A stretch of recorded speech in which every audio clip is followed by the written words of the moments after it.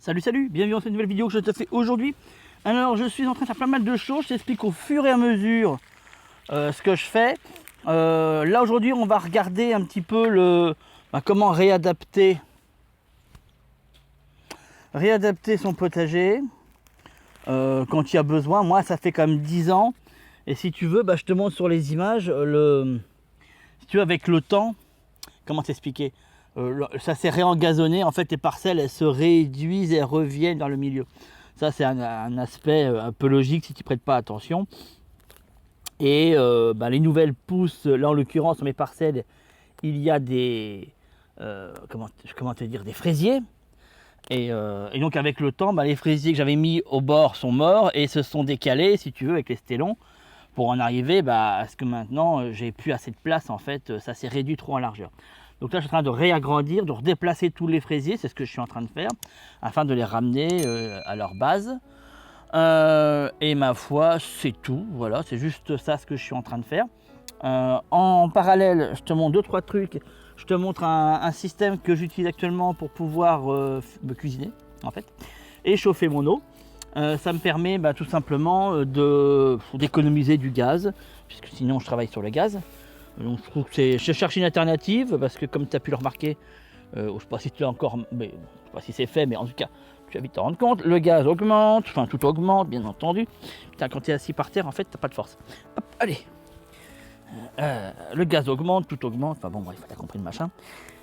Donc il est impératif de trouver des alternatives à tout ça. Puis, de toute façon, moi, c'était prévu que je trouve une alternative par rapport à ça. C'est hors de question que je reste vite à mettre dame sur du gaz. Donc là, ça me permet de pouvoir cuisiner. Bon, l'inconvénient majeur de ce système, c'est que quand il flotte, pour l'instant, j'ai pas d'alternative. Pour l'instant. Là, tu ne vois plus trop, mais attends, regarde, je suis en train de hop, comme ça, voilà. Au moins, tu vois ce que je bricole. Bon, faut juste que je me penche là-dessus, fasse un toit, machin, une cuisine extérieure. Tu sais, voilà, je suis entre monts et marais, comme on dit.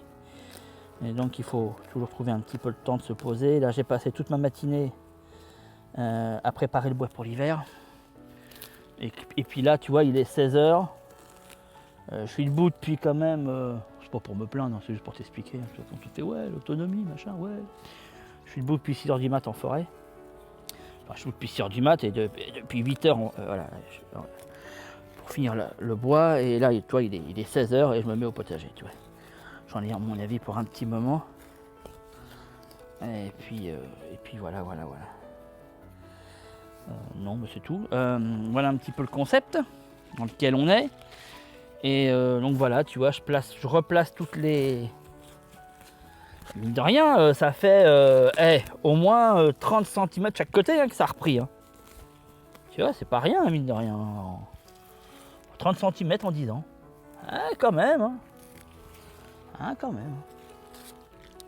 Quand même, c'est pas rien. J'ai des oignons qui restent. Je m'en fous de ceux-là, j'ai pris ce qu'il me fallait. Voilà, hop. Des mauvaises herbes. C'est la fameuse... Les mauvaises herbes. Les mauvaises herbes. Bon bref, on s'en fout. Ce que je voulais... Le thème d'aujourd'hui est plutôt autour de l'avenir de ce jardin qui va passer très majoritairement sur des plantes pérennes, donc fondamentalement. Le nom qui va bien avec. Putain, et là, en plus, là, c'est plus tassé que de l'autre côté. Hein, et ben Dieu. Bon, ça va se décompacter, mais quand même. Qui sont les légumes perpétuels. D'accord. Voilà un petit peu. Je me fais chier avec les racines. Tu sais quoi? Je vais arrêter ce que je fais. Puis je vais me concentrer sur la vidéo parce que sinon, je vais pas arriver à faire les deux en même temps. Je crois que c'est totalement impossible. Donc attends, je mets juste ça. Et puis je me concentre sur la vidéo parce que sinon, on va pas y arriver. Ouais, je retrouve encore avec des racines un peu partout. Voilà, surtout à cet endroit-là. Voilà, et voilà. Donc du coup, hop, tac, on se met là, hop, on se concentre là-dessus. Ça c'est quoi? Ça c'est encore un fraisier. Voilà, en sachant que les fraisiers que j'ai ici... Ah puis t'as la vision sur ma cabane de jardin. Putain. T'entends? C'est chasseur. Eh oui, ça commence. C'est l'ouverture de la chasse. L'ouverture de la chasse, bien entendu. Ne loupons pas cette célèbre tradition qui vaut d'aller zigouiller de la petite bestiole. Voilà. On est parti pour la guerre par rapport à ça.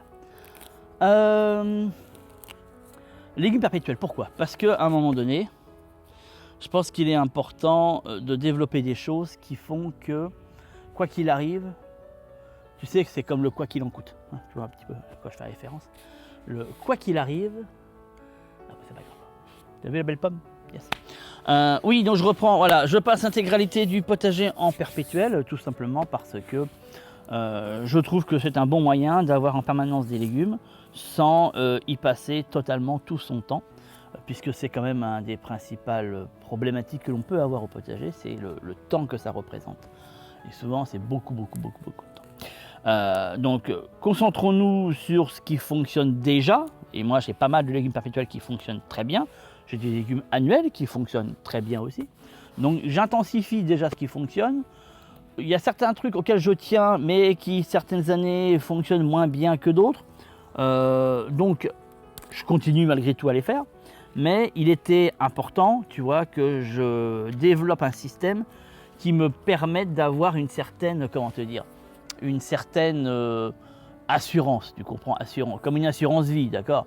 On est tous d'accord pour prendre des assurances, pour se dire il peut y avoir quoi que ce soit, au moins je suis à l'abri, mais pour notre jardin, pour notre nourriture, là on produit la nourriture, on ne prend pas d'assurance. C'est-à-dire qu'on est sur le, quand dira-t-on, le on verra bien que, ou le espérons que la météo soit clémente. Tu comprends un petit peu. On a bien vu cette année avec les tomates ce que ça a donné, hein, d'accord? Donc moi, ça fait déjà 3 ans que j'expérimente et que je mets en place un potager, si tu veux, dans un objectif perpétuel. 3 ans que je mets en place ça, que je le teste, que je le mets en place, et là, cette année, je le pérennise. Ça veut dire que là, il passe à facile 80%. 80% perpétuel. Le reste, ce sera de l'annuel. Comme ça, je suis certain que quoi qu'il arrive, même si la météo est complètement déglinguée, et ce qui sera le cas inévitablement, puisqu'on va tous les ans vers des météos à moitié déglinguées, dans un sens ou dans un autre d'ailleurs, quoi qu'il arrive, c'est quelque chose. Parce que mine de rien, tu vois, cet été, il y a plein de trucs qu'on déconné, il y a plein de trucs qui n'ont pas allé, mais qu'est-ce qui a fonctionné? Les perpétuels, on est d'accord.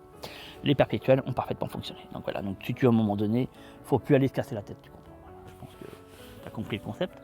Donc j'intensifie ça. Et puis je continue avec les annuels et les bisannuels qui fonctionnent bien, pour ce qui fonctionne bien. Et puis s'il me reste de la place sur le terrain et que j'ai du temps, les trucs un peu plus chiants, je les ferai ou pas. Tu vois un petit peu, voilà. Je vais vraiment être là-dedans parce que j'ai quand même beaucoup de trucs et que j'ai pas tout mon temps et toute mon énergie à mettre dans le potager. Donc il y a des moments donnés, faut choisir ses batailles. Tu comprends bien que voilà. Et c'est comme ça que je veux faire. Je crois que puis il y a aussi après, plus tu prends de l'expérience, je pense qu'il y a de ça. Hein. Plus il y a des trucs sur lesquels tu n'as plus envie de te faire chier, en fait. Tu comprends, voilà. Tu te dis, c'est bon, ça fait 10 ans que je me casse le cul tous les ans sur cette variété-là, ce type de légumes-là. On verra. Voilà, tu vois, s'il n'y a pas de... Oui, c'est compliqué parce que le terrain est compliqué par rapport à ces variétés-là. Mais en l'occurrence, qu'est-ce qui est compliqué chez moi, ici, sur ce terrain, c'est facile, c'est les tournesols. C'est un peu complexe. Je vais me dire que c'est pas non plus le truc sur lequel on compte énormément, bien entendu, mais quand même. Les légumes racines fonctionnent pas si mal que ça. Les carottes, c'est une galère. Je te donne clairement l'info. Ici, c'est une galère. La terre est quand même assez argileuse et pas fondamentalement adaptée. Mais sinon, pour le reste, ça fonctionne quand même pas mal, vraiment, sur l'ensemble. Voilà, hormis, c'est pas énorme, hein, mais bon, voilà. Donc les carottes, cette année, j'en ai pas fait ici, tu vois. Par manque de temps et puis aussi par manque de place parce que j'ai privilégié autre chose. Voilà un petit peu. Qu'est-ce que j'ai comme légumes perpétuels pour l'instant? J'ai choux, épinards, ils sont en face de moi. Poireaux, oignons et ail. Je t'ai dit épinards, ouais. Céleri, voilà. C'est ce que j'ai. Et sur l'autre terrain, j'ai la même chose, mais en plus j'ai une noisette de terre. Et noisettes de terre et poires de terre, je vais y arriver. Ici, je n'ai pas encore testé, je vais le faire. Je vais le faire dès que j'en ai en quantité un peu suffisante.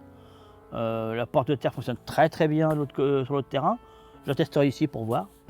La pomme de terre, je ne la fais pas ici, j'ai pas la place. Donc je ne me lance pas à la pomme de terre pour ici. Même si une année je l'avais fait, au tout début. Et ça avait bien fonctionné. Mais là, j'ai pas la place de le faire. Donc ça, je privilégie ça sur le 3e terrain. C'est là-dessus où j'ai largement la place, le nouveau en fait. Où j'ai largement la place de lancer les patates et tout ça. Donc ça va direct là-bas. Je ne m'enquiquine pas à faire ça ici. Ici, je ramène, donc là, j'ai mis de la paille pour pouvoir... Avant, il y avait un chemin qui était en plein milieu, je mets les images. Maintenant, ce sera un continu, une parcelle continue, parce que j'ai besoin quand même un petit peu de place. Et donc, je suis rendu maintenant à avoir 3 parcelles de 7 mètres de long. Voilà, 3 x 7 sur 1,50 m de large. Voilà un petit peu. J'ai aéré les côtés, j'ai recoupé un peu pour remettre de la lumière sur certains endroits qui étaient fortement à l'ombre. Les arbres fruitiers commencent à bien pousser. C'est qu'un début, mais de toute façon, ils vont être sur la continuité, il n'y a pas de souci là-dessus. Donc voilà, je ne suis pas inquiet, les choses prennent leur devant. Comme toute chose, il faut que ça s'installe. Mais c'est bien barré, donc continuons. Continuons sur la lancée, mais moi j'entérime et je valide la partie perpétuelle comme source alimentaire, je dirais, de fond. Voilà, c'est la partie, quoi qu'il arrive, qui flotte en plein été, qui est du cagnard en plein été, qui est un début de printemps pourri, ou un magnifique début de printemps, ou un automne pourri, ou un automne magnifique, quoi qu'il arrive, t'as compris, j'ai des perpétuels qui sont présents et qui filent à bouffer. Après, pour le reste, il y a ce qu'il y a, d'accord? Il y a ce qu'il y a, mais le fond est présent. Ça, je crois que c'est le truc, il ne faut même pas chercher. Il ne faut même pas chercher par rapport à ça. Après, il faut s'habituer au goût, j'en suis d'accord, mais c'est comme tout, c'est comme tout. On ne peut pas tout avoir. Le beurre, le champ du beurre. Et tu connais la suite, je te donne rendez-vous dans une prochaine vidéo, dans la description, juste en dessous, un petit lien, tu cliques dessus, ça t'amène directement sur ma liste privée et mon canal Telegram sur lequel je partage tous les jours pas mal de choses, tout mon quotidien, des choses que je ne partage pas ici par manque de temps. C'est compliqué YouTube, il faut que je fasse des vidéos, il faut que je fasse des montages, ça prend du temps, c'est pour ça que j'essaie de faire des trucs un petit peu plus de fond, où je te montre, voilà, j'essaie de mettre sur ces 2 canaux, que ce soit Telegram ou YouTube, des choses très différentes, afin que si tu es sur les 2, tu ne sois pas... tu te dises pas, bah oui, c'est tous les 2 pareil. Non, c'est pas tous les 2 pareil. Je fais vraiment des choses assez différentes dans cet objectif-là. Je te donne rendez-vous dans une prochaine vidéo. Ciao, ciao!